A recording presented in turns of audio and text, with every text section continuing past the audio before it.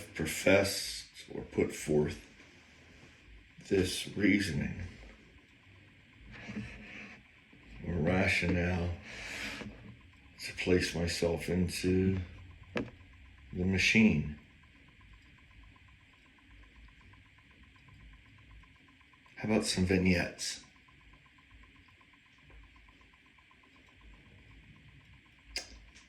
We stood at the entrance to the restaurant, and I saw her look at the fine linens, the tablecloths. And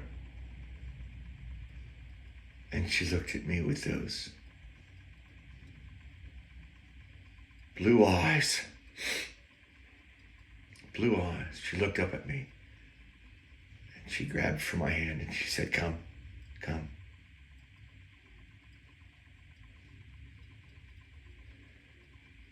And we walked outside.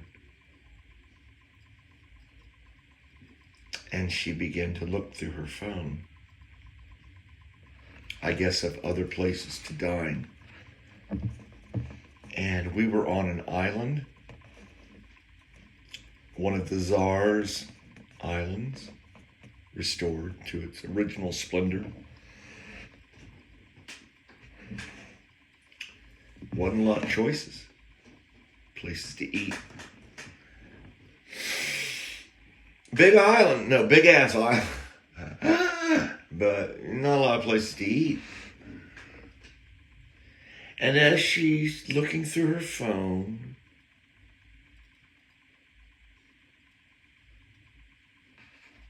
I can't deny it any longer. And I pointed at her phone, "Translator." She looked at me, she put the phone on, translate. And I typed in,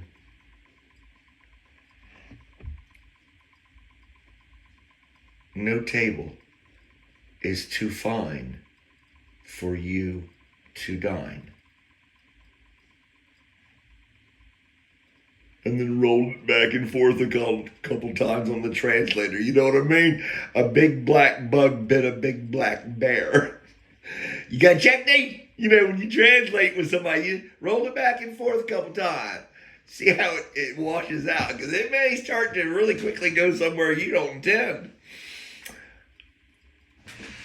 And she read it.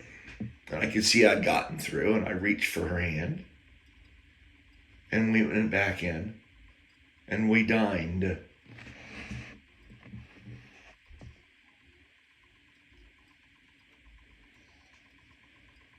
Oh, Dr. Reed. I think I've mentioned before that he was a scoundrel. Well, does a leopard change its spots? I think not. So even though the dear doctor has departed this earth, you know, I'm saying once a scoundral, you know what I'm saying. Okay, so there we are. Ocho Rios. If you'll recall, I managed to get myself invited along. I'm good at that. At imposing on people. I am. I'm good at that. Barging in on their worlds. And we're at the hotel where the dental convention is to be held. Apparently this old fossil went down there like every year. You know, to see family, see friends, you know, taking a convention, possibly be like the lead speaker at the convention. Oh, golly gee.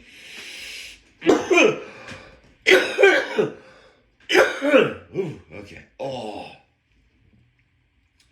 So picture it. A little mall action for you there. So picture it. We're walking down this hotel corridor towards, I guess, the main auditorium or whatever. And I want you to envision say 12, 15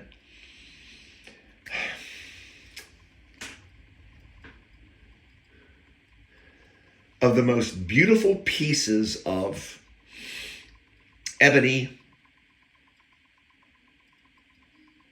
clad in white doctor's smocks, you know. Right. Yes, young Jamaican ladies of, I'd say, 25, 20, extended studies to become dentists in their own right. You know. Oh, yes. Oh, and they sigh him. All right, break out of that. All right, queen gone a long time. Well, your mama queen, Jamaican queen, but don't get off subject. So there we are. It's old Fossil. Leading the pack. Got a cane in each hand. Them legs, they tired. The legs are a little tired now.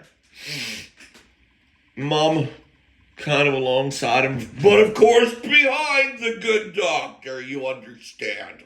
Okay? We was all behind the good doctor. I myself, being the bellhop. The live-in belt, whatever, the go-along belt, and my wife, Cindy at the time. Once you envision these dozen or so black angels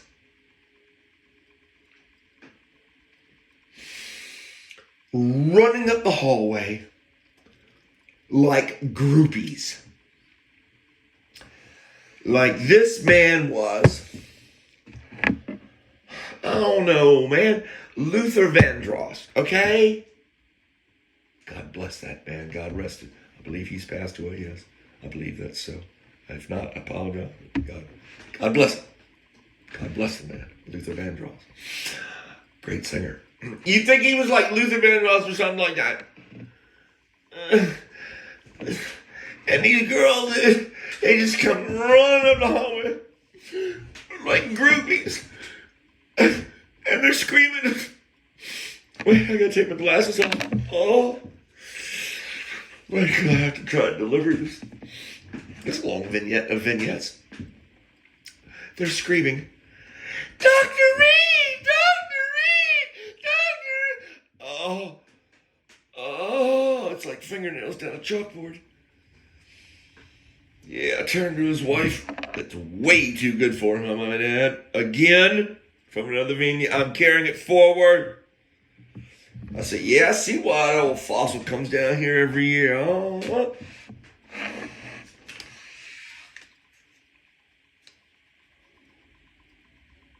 Which one's next? Let's do okay. So there we are. We're in a jewelry store.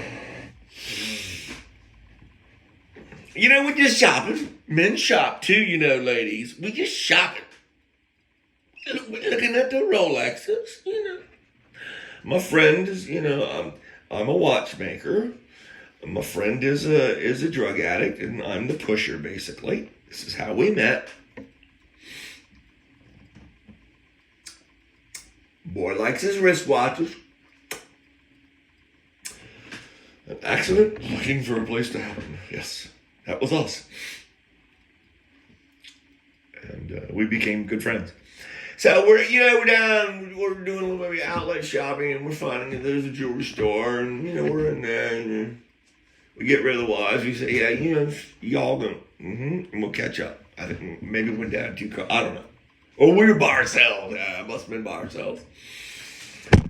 And we're in there, and we're looking at the Rollies, previously owned Rolex wristwatches. And the salesman comes over, and he's like, just been serviced, just been overhauled, guaranteed by our watchmaker. And I said, can I see this? I'm not going to go technical. Can I see this one here? And he pulls it out, and I'm looking at it, and I was like, and he makes the mistake of continuing to talk. He reminds me that it's just been overhauled, new sapphire crystal, blah, blah, blah, blah, blah. And I look at him and I look at the crystal and the piece of clear material over the face of the watch, which protects it. The window screen, if you will. Oh, to my limey friends. I have no friends. Okay, good. Don't stay on point. You can do this, stay on point, John. Yep, just been overhauled, new sapphire crystal, water tested, blah, blah, blah, blah. Look at the crystal, look at the salesman, look at the crystal, look at the salesman, that's plastic. He said, oh, no, sir, no, sir. That's a sapphire crystal. Just put on by our watchmaker. I clinked it against my teeth. I took this little watch face up to my tooth. I clinked it. I handed it to him and I said, that is plastic, or as the Swiss would say, Hesselite. Fancy ass name for plastic, right? Like an acrylic, whatever. If you're gonna get generic Rolex crystals, get the Canadian ones. They're the best. They're the most pliable. They give. They're not like acetone based or whatever, whatever I'm trying to say. They don't crack. They're not brittle. They're not crystalline. They're more malleable. They'll give the walls as you try to introduce the bezel down. Okay. Sorry, that's to any budding watchmakers out there. Canadian. Generic. Cyclops crystals. Okay. So he's like, the salesman's like, grabs the watch, walks over to his manager and another guy over there on the other side of the store. Comes back a couple minutes later, he says, would y'all like a water while you shop? I remember walking out of the store and I had forgotten what I was wearing, but let's just call them pants. You put on blue jeans. Let's just call them pants. Pants looks at me and he says, and he points at my shirt. Now, I happen to be wearing, at the time, and I'm like, I don't care, shirt, I'm a bachelor, I'm a divorcee, or whatever you call it. I don't care, it's clean, I'm good. It's dark, doesn't draw attention, I'm good. Points at my shirt, and I think it could have been a white with black lettering, though, in all fairness, sorry. Mr. Transparency. Doesn't matter. Points at the breast area of my shirt where it is inscribed classicwatch.com. That's a plug for you, Zaf. Classicwatch.com, a fine, reputable company that I happen to be privileged to be associated with. And because I'm cheap, I said to the proprietor, the owner of classicwatch.com one day, I said, give me some shirts, you cheap bastard. Give me some shirts. Anyway, I can get futbolka. Shirts, t-shirts, specifically, futbolka. Anyway, I can get t-shirts free, I'm in. So, he points at the inscription on my shirt, which says classicwatch.com, and he says, wait, I gotta sit up for this, you're gonna like this. Oh. We're good on time, He says in his best, whatever, Smib. He says in his best Smib.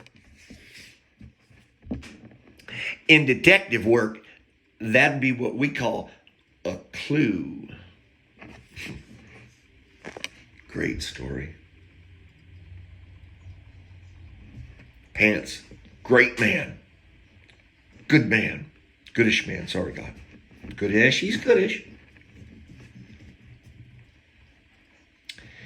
I was told that George Washington was a cagey man. Well, guy had to be. He made, he had them tobacco farms or whatever, and he probably wouldn't have planted soy today. He'd have told the government to go fuck themselves. I'll bet he woulda.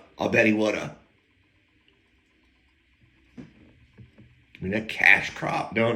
Give me that cash crop. Mount Vernon. It's a beautiful area. If you get a chance, you should visit. Maybe donate. Help. See your first president's home. Okay? Sorry. So, he was a clever devil. He said to Congress wanted to give him a salary like right up from the beginning. This is how I understand the story. And Georgie was like, don't worry about salary. I'm serving my country. Just put me on an expense account. Apparently that didn't last long. That expense account shit didn't last long. This is how I understand the story. Congress isn't completely stupid. Although it is associated with a group of monkeys, a congress of monkeys. Maybe there is something to that. I don't know. He played them, I guess, until they finally wised up. That's how I understand the story. And that's kind of what I do with God. I'm like, see, the unfortunate thing about taunting God playfully, lovingly, is that I know that he knows. I know he knows before I even start. I know he knows. So I got to sort of like put that on the side burner and go, okay, I know you know, but I'm still going to come at you. What I tell people is, puff out my chest a little bit. I don't care. I will shovel. Come on, John, keep it going. I will shovel the paddocks of heaven for eternity, just so long as I'm there with God Daddy. That's what comes out of my mouth, like all big time, right? But what God Daddy knows, what God Daddy knows is, and what I know God Daddy knows that I know, that he knows I know, is that that's exactly what I want.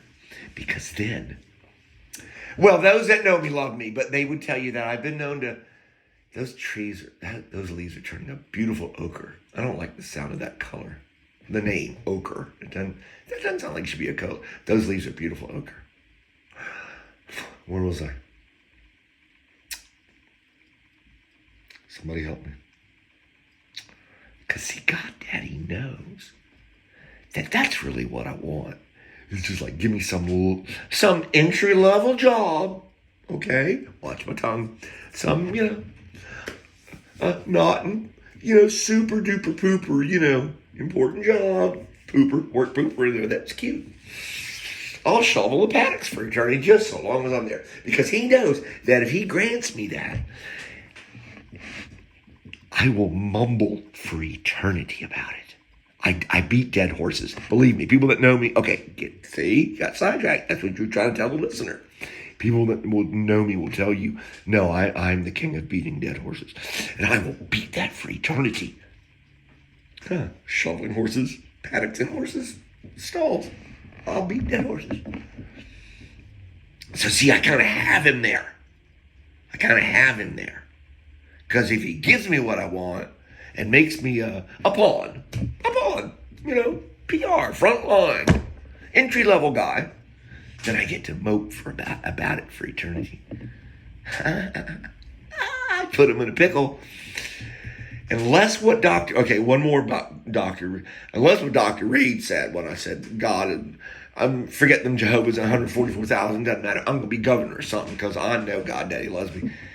And I told Dr. Reed, I said, he's going to put me in something. I'm important. Dr. Reed looked at me and he said, yep, he's going to make you governor of a black hole. And I was like, ooh, I don't like you.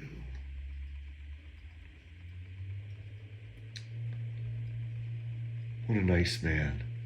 What a godly man. So the kid was looking down. Was it after the meeting or did we take we might have taken halftime ciggies.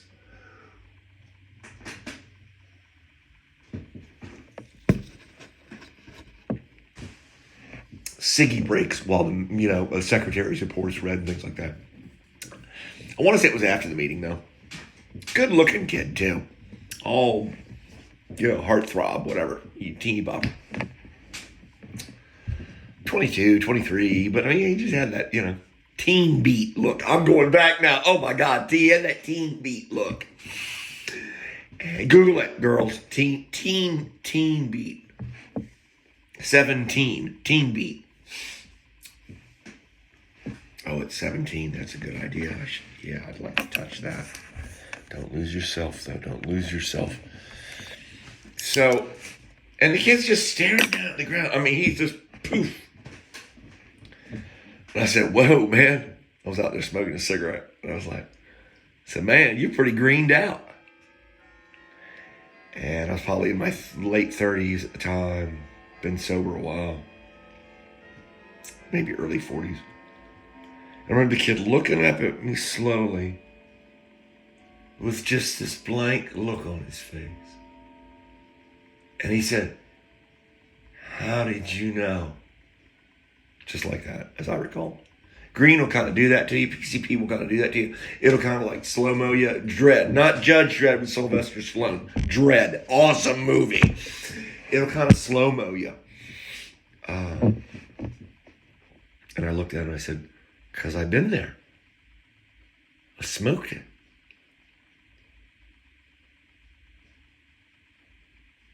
I guess that takes one to know one. So that was an invaluable tool for me. I don't know that I reached out into him as much as I could have in that moment because he was greened out. He's greened out. A lot of that shit's going to go away when he comes down. It's just going to go away. I don't know what became of that young man. I can hope the best.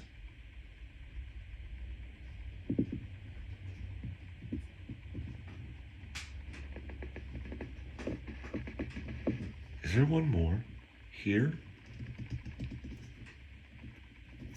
I feel like there is. Yes, there is. Yes, there is. So, my mother passed away. Ultimately, they say that crappy shit about we die of our last disease or whatever. Whatever. Alzheimer's slowly defeated my mother. It's a very difficult thing to go through. I'm here if anybody finds himself a caregiver for a family member. I'm here if you ever want to reach out. It sucks. Absolutely sucks. Give up my seat every time for a care. Can I buy you a cup of coffee? Been there. Caregiver for a loved one. Been there. Yeah. So, where was I going to go with that? Yeah. I'm standing there in Dr. Reed's mother's house in Jamaica. I want to say it's in the Clarendon district, the sugarcane fields, how they sway in the wind, the breeze so beautifully, like hair, back and forth. I remember looking at Dr. Reed's mother in the crib at this point, the adult-sized crib. That's just safety protocol. And I remember looking down at her. I don't remember if we were aware that mother was starting to fail from it at that point or not. But I remember looking down at her. And I remember Dr. Reed, her son, walking into the room. Leslie.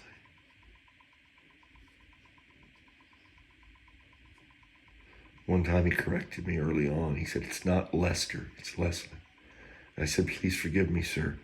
I just fancy Lester, a much more masculine name. And you are a man." I said something to that effect, not nearly so eloquently at the time, but I let him know that it was not a slight. I just didn't see Leslie as a manly enough name for him. An old man with two canes at that point. Isn't that funny? He walked into the room and he spoke. And this shell of a woman began to beam like the sun.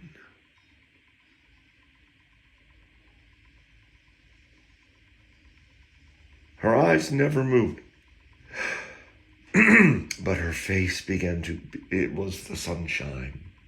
There, that is enough.